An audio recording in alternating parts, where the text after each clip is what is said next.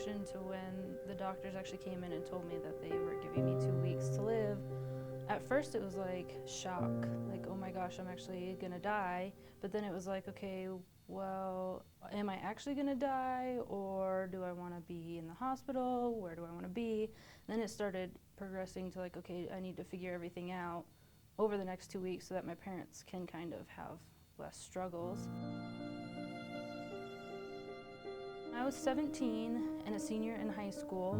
I started getting really sick, and at first we thought it was just a cold because I had like a cough and, you know, the runny nose and like the typical cold symptoms that you would have.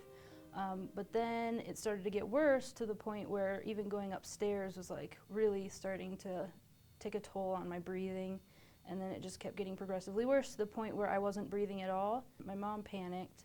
Like, she just started like crying and panicking and running around and trying to figure out what they could do to make it so I didn't die. And my stepdad, he is actually a flight paramedic, so he's used to seeing this kind of stuff, so he was more calm and was actually trying to get more information about what exactly was going on and what we needed to do to try to make me, I guess, as comfortable as possible over the next 2 weeks. But my mom was just a mess. They were trying to figure out what was going on, and they actually never figured out what happened. They figured it was probably something that was attacking my immune system, which is why I wasn't getting any better, but it was also something that was attacking my lungs. So they kind of thought it was bronchitis, but they weren't really sure why bronchitis would be that strong. And then as far as my friends, I didn't really want any of them to worry or to treat me any different, because they all were like stressed out with all of our midterms and with everything else that was going on in school, and a lot of them had family troubles too. And so I didn't really want to worry them and make them, you know, panic more that, oh my gosh, we're gonna lose one of our best friends. So I just thought at the time it was a lot better to just not tell anybody. I called after about 3 weeks, when we realized that I actually wasn't gonna die. I called my dad and I told him and my stepmom, and of course they told my grandparents, but they were really not happy with me for not telling them, because they wanted to actually come out and be with me, obviously, but they were fine after a while, because then they came out for my graduation. But then after that, I told my best friend, and I don't know that he was mad with me, he was more mad with himself that he didn't realize that all of this was going on. And so like, he was impressed with the fact that nobody knew what was going on with me, but was more upset with the fact that my best friend actually didn't know I was dying.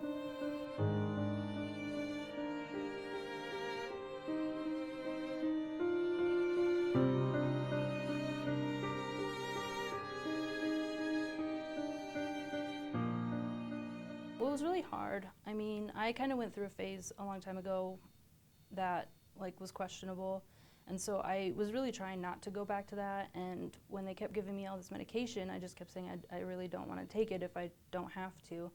So I really just kind of focused on my family and my friends, and band was like the biggest thing for me, because I mean, that's where I spent all my time, and so when I was there, nothing else mattered. I wouldn't say I could, if I could go back, but if I could go back, I would tell more people, because I know it probably would have been a lot better if more people knew, so I could have like more help at school and stuff. And it definitely opened my eyes, because I started to see like, okay, everybody is only here for a certain amount of time, and so I started wanting to like travel more and go see things and be with my family. When I figure out what I want to do, I just go for it, because after everything that happened, you have to just go for it, because there's no time to waste. I mean, I would just tell people who are kind of going through something similar not to give up and to do what you want to do, even if it's not what's recommended, because at the end of the day, it's your life, so you should live it how you want.